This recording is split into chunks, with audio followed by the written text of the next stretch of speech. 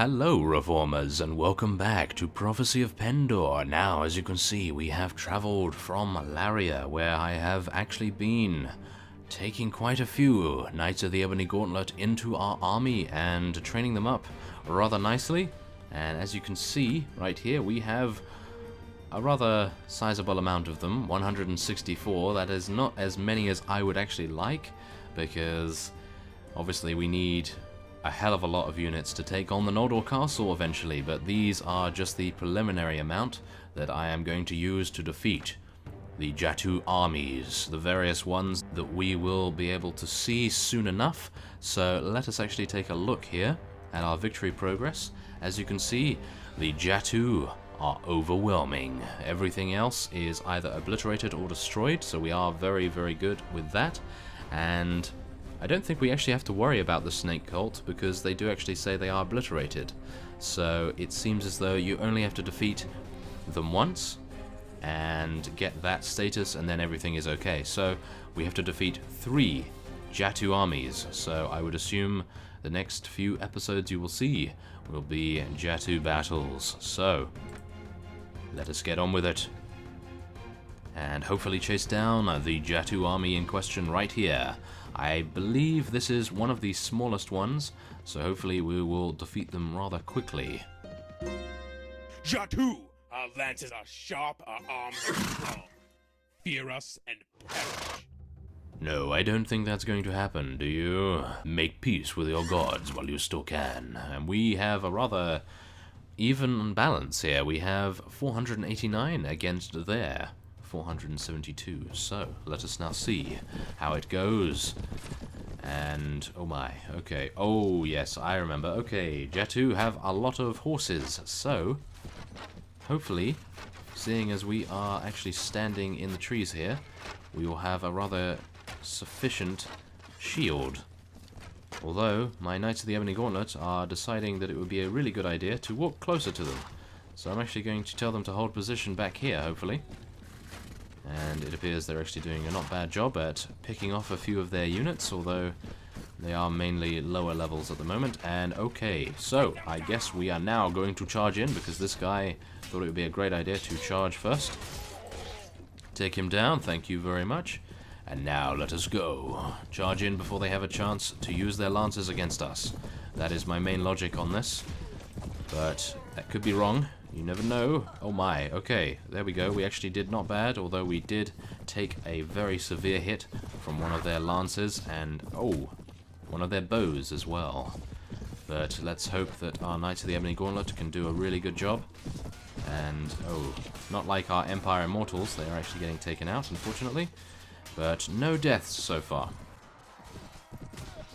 which is what I was mainly worried about, as you can probably see by me being very cautious about actually attacking any one of these guys, just because you may get a lance to the back, and that would instantly kill me right now, I think. Okay, not bad. I took out that guy's horse, and we are actually not losing any Knights of the Ebony Gauntlet so far, so I'm very pleased with their performance. I must say, it took quite a while to get the Pendor nobles up to Foot Knight status. Not as long as I thought it would take, that is for sure, but thankfully they were... ooh, not good. Thankfully they were rather simple to train up, but yes, other units I believe would be a lot harder. So yeah, if you yourself want to do something like this and gain a lot of knighthood order troops, then I would highly suggest using a knighthood that actually levels from something you have access to rather readily, because as you can see at the moment, we have not as many as I would like, yes, as I have said, but I don't know. I think they are probably the easiest for me, because I am currently trying to restore Pendor to its previous state by taking up the Pendor banner, as it were.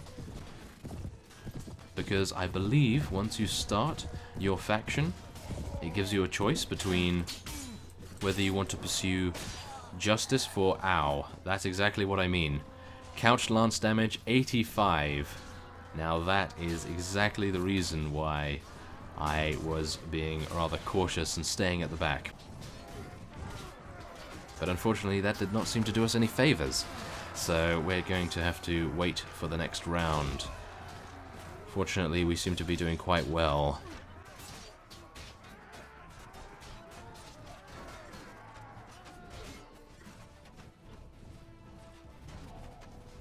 But yes, that is a rather nice thing to be able to recruit a lot of Pendor noblemen, because I believe if you choose to serve the Empire or potentially the Ravenstern, then you can recruit their noble units and you can then create your knighthood units that they have, and so forth. So you would obviously need a Qualis gem to be able to create that knighthood order in the first place, unless it is already established, like the one in Janos is for Empire Immortals. So that's rather cool. You can get Empire Knights, I believe, and then they become Empire Immortals. But as I am obviously currently trying to restore Pendor to its previous self, I am using Pendor noblemen and leveling them up to Pendor foot knights, and then they become Ebony Gauntlet knights themselves. So that's rather cool indeed. Rather easy in that way, and so I would completely recommend doing something that you have access to.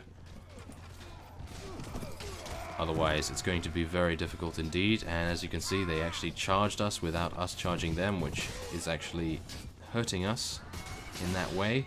Not very good for me to lapse in that way. So let us do it. Come on guys, we can do this. You will not lance me again. Let's hope not, at least. Yes, take him down. Okay, we are actually losing a rather significant amount of Ebony Gauntlet units this time, which is not great, as you can see by me getting completely swamped by most of these units. Maybe what I should have done was ran out in front of them and given them a distraction, and then our knights would have been able to pick them off very easily indeed, or at least I would have hoped so. Oh my. Come on. Oh my, okay, here we go. I need to be careful here, because as you can see, we are receiving the new wave of enemies, and they are charging straight for us, which is not great. Okay, not bad so far though. Okay, just try not to get lanced in the back, like this guy was attempting to do. Take him down, come on guys, take him. Oh wow, they did actually take him down, very good job, okay. So, let's try for their archers a little bit. Oh, okay, we took him off his horse, which is fine. Oh my, the Jatu, I am not a big fan of them, I have to say. I would much rather be fighting people that have no idea what lances even are. But yes, unfortunately this is the way it has to be. I should have most likely taken them out a lot earlier in the series, so that I wouldn't have to worry about them now. Yes.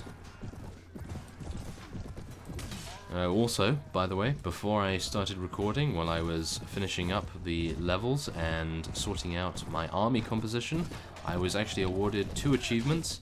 One for, I believe it was defeating the Mist Mountain Bandits, and that gave me +1 to agility, I think. And the other was for, I believe, protecting everyone somehow. I'm not entirely sure what that one... We could actually take a look at the achievements after this, because they do actually show you the achievements in a special menu, so we could do that. But there we are anyway, we won that round rather easily actually, as you can see here. Only 27 of our units were taken out, and 16 renown, 25 morale was our reward for that. And now we will begin. Oh my, okay. I'm going to attempt to distract these guys as much as I can. Oh my, that was close. If that guy had had a lance instead of a bow, then I think my days would have been numbered. Not great, I have to say, but there we go. Now we can issue the charge order and hopefully surround them as much as we possibly can. Slow them down, make sure that they don't get into charge speed for their couch lancing. Take out his horse. And anyone else around the outskirts here? I don't really want to go into the middle, just in case, because I would like to stay mobile if possible. Oh, wow. Okay, actually, that was very quick indeed. I don't think they actually have any lancers left. They may only have horse archers, which seems pretty fine to me. So, yeah, not bad at all, if I do say so myself. And, yeah, there we are. That was it. Whoa, very easy indeed to take out the last wave. And that was one of the Jatu armies taken down. And now we are actually able to rescue quite a few prisoners that are rather useful, I have to admit. There we are. Very nice. So, let's take a Jatu Warlord. That is going to fetch a rather high price. Jatu Battle Riders as well. And Jatu Lancers. Okay, so, okay, we got quite a few here. Nothing really useful, but I suppose selling is selling. And there we go. That is that. So, let us now take a look at the achievements. Okay, so here we go. This is our achievements after 811 days of adventuring. This is the first one I got, I think, and they actually take a screenshot of you when you had this particular armor on. That is really cool. Wow, I really like that a lot. So there, killed 50 enemies in a single battle, 5,000 enemies killed or wounded total, defeated 7 heroes. Yes, that is the achievement that gives you +1 intelligence. Bane of Vehovis wiped out a Mist Mountain army, and Cult Banisher wiped out a Snake Cult army. There are even more over here. Scourge of Jatu wiped out a Jatu army. That was actually very early on, as you can see from my gear there, I think. And we also have Lioness of Pendor. Actually, I don't know whether they take a screenshot of your current gear, because I don't actually remember wearing some of these things. No, I think these are just representative of a particular achievement. Yes, they don't actually show you your own character at that point in the game. I thought they did, but there you go.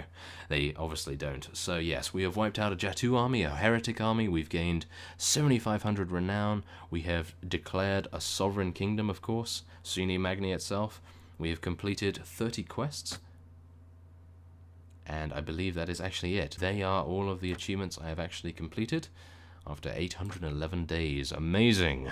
So now let us take a look at the victory progress and see that we have 2 Jatu armies remaining. So let us attempt to track down the next one that we can take out.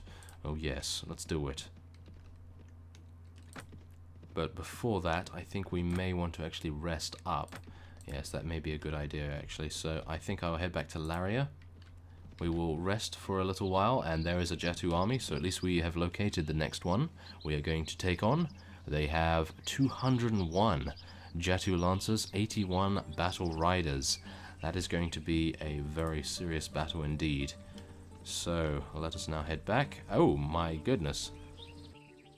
Lord Jocelyn was freed from captivity, and Lord Roland also.